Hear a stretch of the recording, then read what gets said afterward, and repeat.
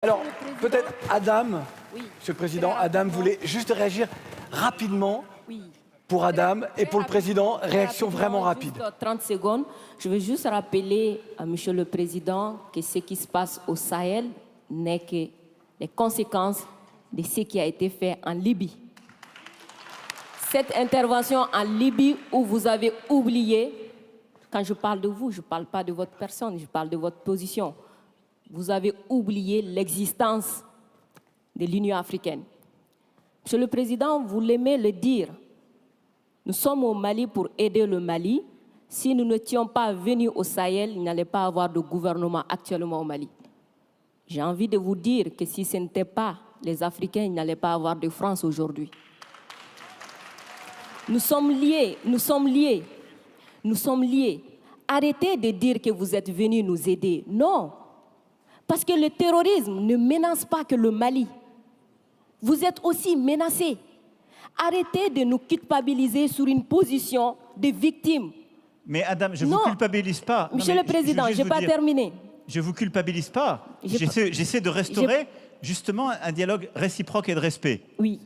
On n'est pas là simplement pour nos intérêts quand on arrive au Mali en 2013. C'est un fait. Par contre, ce que vous avez dit sur la Libye, je l'ai dit plusieurs fois comme président, je partage ce que vous avez dit. La Libye, on n'a pas respecté la souveraineté d'un peuple et ça, c'est une erreur. D'accord, merci d'avoir reconnu ça. Et si vous reconnaissez ça, vous allez voir que ce qui se passe au Sahel n'est que les conséquences de cette intervention. Donc, vous êtes au Sahel pour corriger l'erreur que vous avez commise en Libye. Et en corrigeant ces erreurs, vous êtes en train de commettre d'autres erreurs. Monsieur le Président, je vous rappelle que l'intervention militaire étrangère n'a jamais réglé un problème. La Libye, elle est comment aujourd'hui?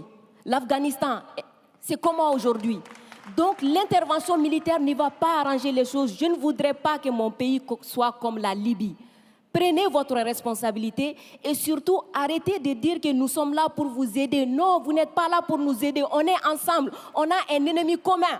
On le combat ensemble. Et pour finir, ces sorties ces derniers jours entre vous et les autorités maliennes, c'est juste une honte. Parce que c'est une honte. Vous avez le même ennemi et l'ennemi, il est grandi.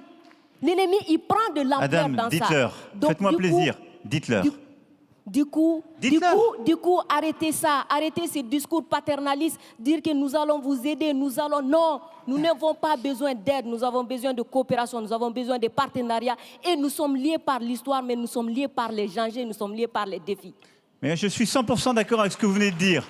Mais après, vous ne pouvez pas me dire, vous ne pouvez pas couvrir les propos inacceptables qui ont été tenus par des gens qui, eux, n'ont ni la légitimité ni la légalité pour eux.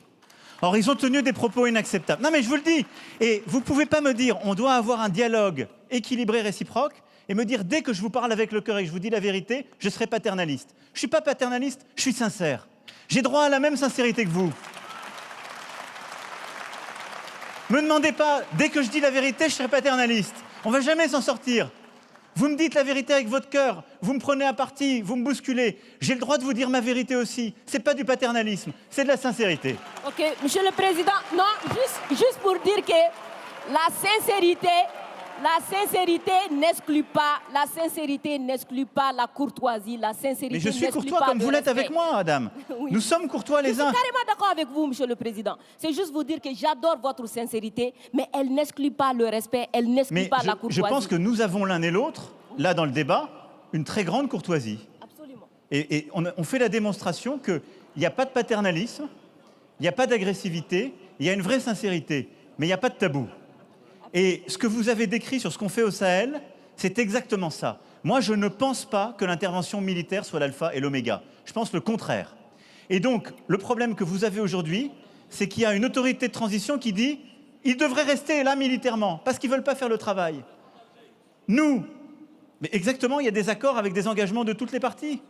Et donc, nous, on est là pour la sécurité, mais à côté de ça, depuis 2017, on a l'Alliance internationale pour le Sahel, qui est de l'aide au développement avec la Banque mondiale, l'Allemagne, tous les pays, justement, européens et autres, qui est cet investissement solidaire qu'on a dans la région.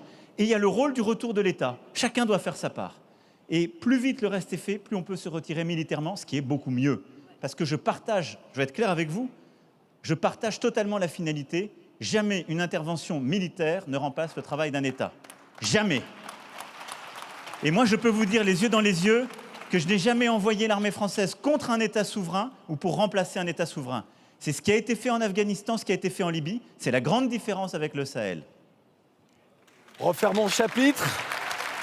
Monsieur le Président, on va refermer le chapitre. On va s'intéresser